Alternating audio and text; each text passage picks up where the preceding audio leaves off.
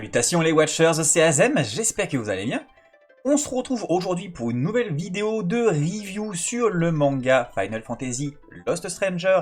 Et dans cette vidéo, je vais vous donner donc mon avis sur le tome 4 du manga.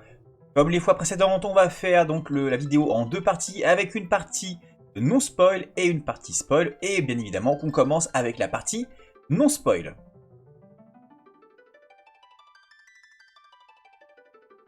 Donc que dire dans cette partie non spoil? Donc ce tome-là fait suite bien évidemment au troisième. On est dans la continuité de l'arc de Mysidia, donc toujours en conflit contre les sœurs Magus. Donc ça fait vraiment voilà, le suite direct.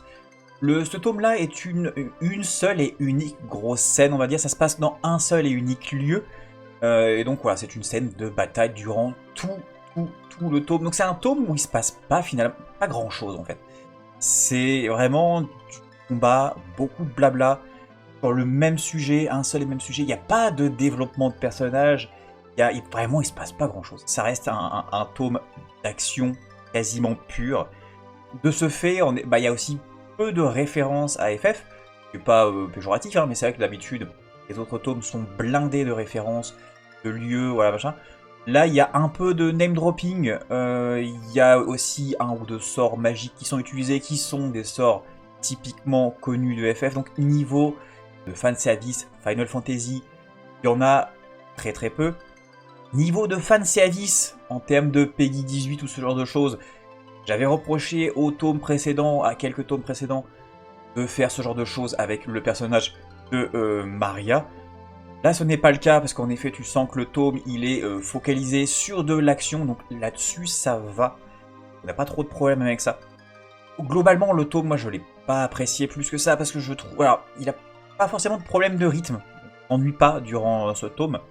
Mais les propos du tome sont pas très intéressants. Ça fait suite, donc, aussi dans les thèmes à ce qui avait été abordé dans le tome précédent. On parle aussi de lutte des classes et ce genre de choses. Donc, il y a un peu une répétitivité dans ce tome. On va également nous parler des intentions, d'objectifs des sœurs Magus. C'est intéressant, notamment on voit le passé donc des sœurs Magus. C'est quand même intéressant, c'est quand même touchant, mais on a quand même ce côté très classique et un peu répétitif. Voilà, c'est toujours une fois de plus les mêmes thèmes abordés dans le tome précédent. Et c'est d'une origin story qu'on a déjà vu, hein, ça n'a rien d'original. Même si ça fonctionne quand même, elle est un peu touchante. Pour ça, voilà, c'est pas non plus la folie, mais c'est pas non plus catastrophique. Il y a un élément quand même de ce tome, moi que j'ai trouvé catastrophique, je reviendrai dessus un peu après. Dans les points positifs toujours, le dessin, hein, la qualité du dessin reste très bonne. J'ai un peu de mal par contre des fois avec certains découpages de scènes et certaines cases, certaines pages que je trouve un peu bizarrement foutues. Notamment là, comme c'est de l'action pure et qu'il y a beaucoup de sorts, donc c'est beaucoup de magique. On voit des cases où c'est des flagration, tout ça, et on a un peu du mal à capter comment ça se passe. Ouais, des fois le découpage des scènes est un peu chelou. Dans les choses aussi négatives, selon moi, il y a un Deus Ex Machina dans ce tome que je trouve vraiment complètement barré. J'allais dire sorti de nulle part, mais en même temps, c'est le principe d'un Deus Ex Machina, ça sort de nulle part. Là, c'est complètement barré. Ok, j'étais surpris en lisant ça, mais si vous voulez, je trouvais ça un peu con, là. Il y a tout un discours aussi sur le pouvoir de l'amitié, machin, c'est aberrant. C'est ultra basique, c'est terre à terre, c'est... Mon dieu, est-ce que c'est des trucs qu'on a vus 1000 fois. Et donc le fameux truc que je vous disais un peu plus tôt, que j'ai détesté dans ce tome, c'est qu'il y a un élément en fait où les personnages vont plus ou moins changer d'avis tout le temps et vont donner tout et son contraire par rapport à un sujet précis. Je vais vous en parler plus en détail dans la partie spoil, où on va donc revenir un peu plus en détail sur le déroulé de ce tome. Mais ouais, non, il y a un élément précis où les personnages sont en mode on va faire ça, non on le fait pas, ah finalement si on va le faire, mais non on va pas le faire, mais en fait si on va le faire. Wow, c'était pénible. C'était pénible, j'ai facepalm plus d'une fois avec tous ces passages-là. Je vous ai fait exprès des petits papiers pour retrouver ces passages pour vous les montrer, parce que enfin pour vous les montrer, pour vous les dire précisément. Je vous mettrai dans la partie spoil quelques pages comme je fais d'habitude sur les reviews. Mais je voulais absolument vous décrire ça, parce que c'est ni fait ni à faire. Je ne comprends pas que ce genre de truc, j'ai pas envie d'être grossier, donc je comprends pas que ce genre de truc arrive à passer. Je comprends pas qu'un le mangaka n'ait rien compris, enfin n'ait pas eu un problème. Je comprends pas que l'éditeur n'ait pas vu le problème. Moi là j'ai eu l'impression d'un tome avec ces passages-là qui m'a pris pour un con. Non, je suis désolé, mais c'est pas la première fois que je le dis de ce manga. J'avais beaucoup critiqué le premier tome, j'avais beaucoup critiqué le deuxième, j'avais été un peu réconcilié avec le troisième. Et bah pour moi, non, ce quatrième tome retombe dans les travers des deux premiers. Je facepalm tout le temps. Il y a des incohérences et des problèmes de continuité. C'est pas très bien écrit. Ça fonctionne une fois sur trois. Non, non, non, non. Pour moi, ce tome-là, c'est une déception supplémentaire. Tant pis. Malgré tout, je vais quand même continuer, parce que bon bah c'est un manga Final Fantasy, c'est quelque chose d'assez rare. On en a eu d'autres mangas FF, on a eu les mangas type 0. Et ça reste, voilà, ça reste un événement en soi, et donc bah, je vais continuer à rattraper mon retard de ce Lost Stranger. Mais le plaisir, clairement, n'y est pas, donc bon, on verra bien par la suite. Je vais vous donner voilà, plus de détails dans la partie spoiler, donc c'est parti pour la partie spoil.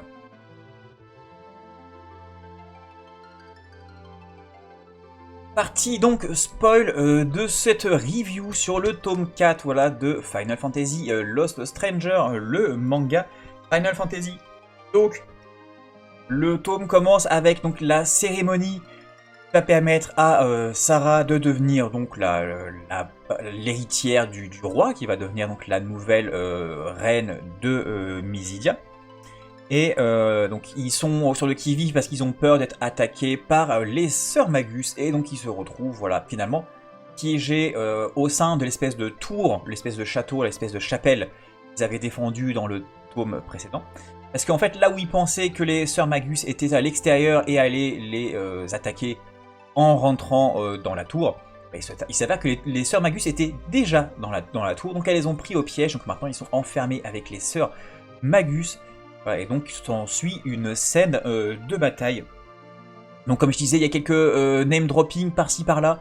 Et en effet, les références à FF sont pas gigantesques, sont pas énormes. En fait, il y a quelques noms. À un moment, il y a Sarah, je crois que c'est Sarah qui dit vous avez tué telle ou telle personne. Elle drop des noms et on parle de personnages de FF Tactics puisqu'on parle de Larg, Dice Darg. Voilà, donc c'est des noms en effet qui sont Zalbag, je crois qu'elle dit. Je crois qu'elle prononce Larg, Dice Darg, Zalbag. Donc ça c'est des petites références comme ça. Je vous ai parlé de sorts, donc il y a des sorts comme feu, etc., etc. Le tome va surtout se concentrer sur le sort miracle, qui est un sort extrêmement puissant dont on avait parlé dans le tome précédent. Mais surtout, sort miroir, puisque c'est plus ou moins le centre de ce tome. C'est que les sœurs Magus ont réussi à acquérir le sort miroir qui donc les sorts qui leur sont lancés. Là en effet il y a énormément de refs à FF. Ça, les mécaniques du sort sont les mêmes que dans certains jeux FF. Donc il y a le personnage de Shogo qui explique que si on se lance miroir sur, enfin si on a un miroir sur soi-même, qu'on lance un sort sur soi, le sort va traverser le miroir de l'autre. Là-dessus, ce sont des mécaniques de FF que l'on connaît bien. Le sort miroir, ils expliquent que c'était un sort maîtrisé par le tout premier roi de Mysidia. Il n'y avait que lui qui connaissait ce secret. Donc les sœurs Magus ont percé ce secret. Et donc, les personnages, les gentils, les héros, ne savent pas comment utiliser le miroir. Même les mages de la reine, Sarah, pardon, la princesse Sarah, ne savent pas utiliser miroir, ils l'expliquent, on n'a pas les connaissances de ce sort.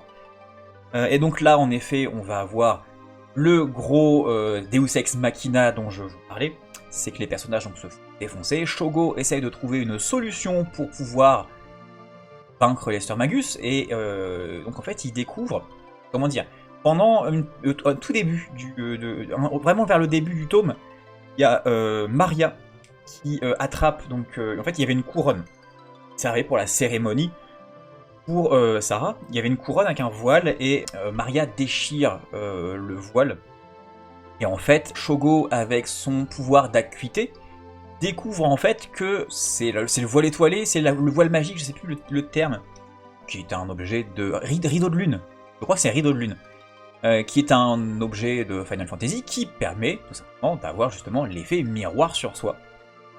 Et donc là, en effet, le Deus Ex Machina, c'est que Shogo donc découvre avec son acuité que l'objet peut être combiné, il ne sait pas avec quoi, et tout d'un coup, il y a une voix émane de l'objet, voilà, il s'agit de l'esprit du roi d'origine de Mysidia qui lui dit brandis-moi, je vais te donner le pouvoir de miroir. What? Une voix comme ça qui sort de l'objet, qui parle à Shogo, qui dit ouais, bah, je vais t'aider, je suis l'esprit du roi machin, mes couilles, mon cul, porte-moi et je vais te donner miroir. C'était complètement con. J'ai trouvé ça vraiment complètement con, donc bon bah il brandit le voile, il le met, voilà, et il permet de faire une armure miroir en fait, voilà, il combine à ça, à son armure, et il a l'armure miroir qui lui permet donc de faire rebondir les sorts sur lui. Et donc bah, les sœurs Magus n'arrivent plus à le vaincre. Ok, mais c'est pas le truc le plus con. Moi j'ai pas aimé ça, c'est un peu stupide, mais c'est vraiment pas le pire. Je vous ai parlé donc plutôt dans la partie non spoil de cette fameux élément en fait du scénario où les personnages passent leur temps à changer d'avis. Donc en effet, donc le problème, c'est que il y a tout un schmilblick en fait avec les sœurs Magus qui disent oui, on va tuer les personnes, on va tuer nos ennemis, on va tuer donc Shogo et son groupe et Sarah machin, on va les tuer. Mais un coup ils disent qu'ils veulent pas les tuer, et après ils disent qu'ils veulent les tuer, et après les personnages, les gentils, ils disent ah non mais ils veulent pas nous tuer, et après machin.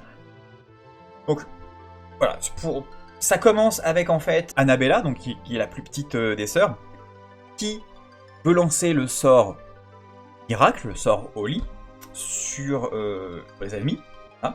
Donc elle balance le sort, et ça fait du dégât, les héros s'en sortent, et il y a Annabella qui dit « Vous devriez me remercier, j'ai retenu mes coups pour ne tuer personne. »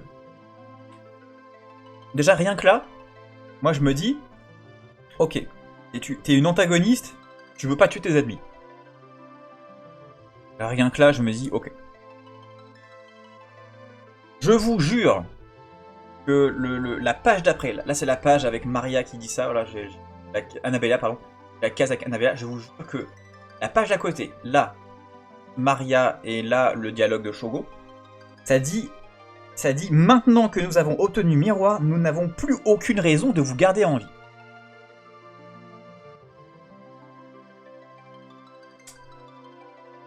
Donc tu viens de nous dire à l'instant, t'as eu de la chance, j'ai retenu mes coups pour pas te tuer. Pour dire une case après, enfin une page après, même pas. Non mais maintenant on n'a plus besoin de vous garder en vie, on va vous tuer. Bah pourquoi t'as retenu tes coups? Pourquoi t'as retenu tes coups? Ça ne fait aucun sens. Quelques pages après, il y a Maria, donc la leader des Sœurs Magus, qui dit à Sarah, ouais bah si en gros vous vous sacrifiez, je vous jure que je promets de tuer personne. Ok, donc écoutez, Maria elle a rechangé d'avis, elle a dit qu'elle voulait les tuer, maintenant elle a dit que non, bah en fait je vais les épargner si sacrifier. Okay. On a un peu plus loin, dans une autre page, Shogo, voilà, donc il y a les combats qui battent machin, et donc il y a Shogo qui dit « Dans notre malheur, on a de la chance, les sœurs Magus n'ont pas l'air de chercher réellement à nous tuer. »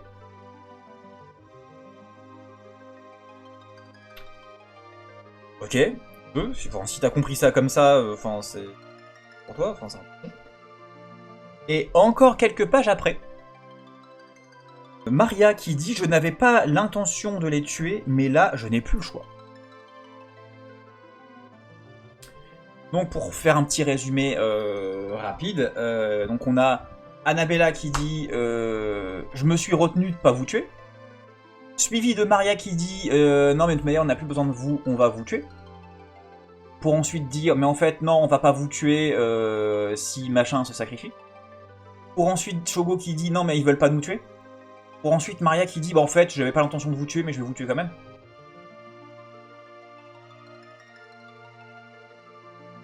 C'est complètement... C'est complètement con. C'est complètement con. Donc Maria qui en effet littéralement dit je vais vous tuer mais en fait non j'avais pas l'intention vraiment de vous tuer, c'était du bluff mais en fait je vais quand même vous tuer. Non, non, non, non. C'était complètement con. C'était complètement con. J'ai détesté, j'ai vraiment pas aimé, j'ai fait spalm plus d'une fois. Les sœurs Magus qui se font avoir, donc Samantha et Annabella qui se font avoir comme des merdes. Donc Shogo avec son armure miroir qui envoie le sort Lien ou Liane ou je sais plus quoi, ou Entrave ou je sais plus quoi, donc ça fait que ça touche Samantha et Annabella qui sont donc hors d'état de nuire. Il y a Maria qui veut se faire exploser la gueule pour pouvoir se venger, son sort détraque, et donc elle s'apprête à mourir. Et le pouvoir de l'amitié, non Maria, on va te sauver, machin, t'es au fond de toi, tu es gentille. Finit sur le fait que Shogo et Sarah veulent sauver Maria, donc c'est la fin du tome. C'était laborieux, c'était vraiment très laborieux à lire. Et puis donc oui, tout ce qui est par rapport au passé des sœurs Magus, elles étaient donc des jeunes filles pauvres. Voilà, c'était des sans-abri, elles vivaient dans la rue.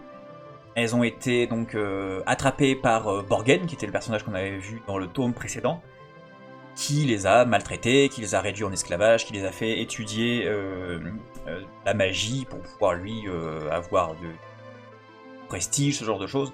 Il les a exploitées. Et donc les sœurs Magus ils avaient l'espoir que le roi avait parce que le roi en fait avait l'intention de détruire en fait ce système de hiérarchie des classes.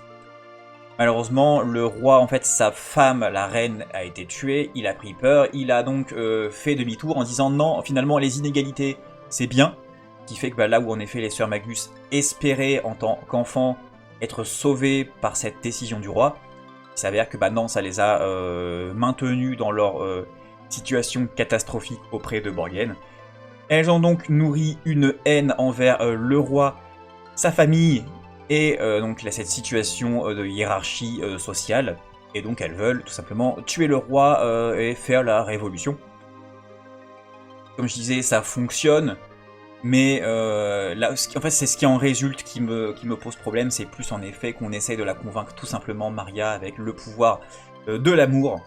Je pense pas détailler plus que ça, je pense que j'ai... Parce que finalement, une fois de plus, c'est pas un tome où il se passe grand chose, c'est du combat, c'est du combat. Un peu de blabla, donc ouais, non, je pense que ça sert à rien de s'attarder davantage, la vidéo va faire quasiment 20 minutes. Donc on est pas trop mal. Donc voilà, pour moi, ce tome 4 de Final Fantasy Lost Stranger, c'est un grand non, c'était pas bien. C'était vraiment pas bien, ça a été laborieux pour moi de le lire. Je n'ai pas hâte de me lancer dans la suite, mais il va bien falloir, voilà. Merci à tous d'avoir regardé cette review, ce n'est que mon avis, ça n'engage que moi. Si vous avez apprécié ce tome 4 ou ce manga là dans l'ensemble, c'est très bien au contraire, hein. N'hésitez pas justement vous à me donner vos retours si vous avez apprécié ou pas le tome 4 ou le manga en général. J'ai hâte de vous lire. En attendant donc de parler de la prochaine, on se retrouvera pour d'autres aventures sur la chaîne FF Watchers et je vous fais de gros bisous. Salut à tous!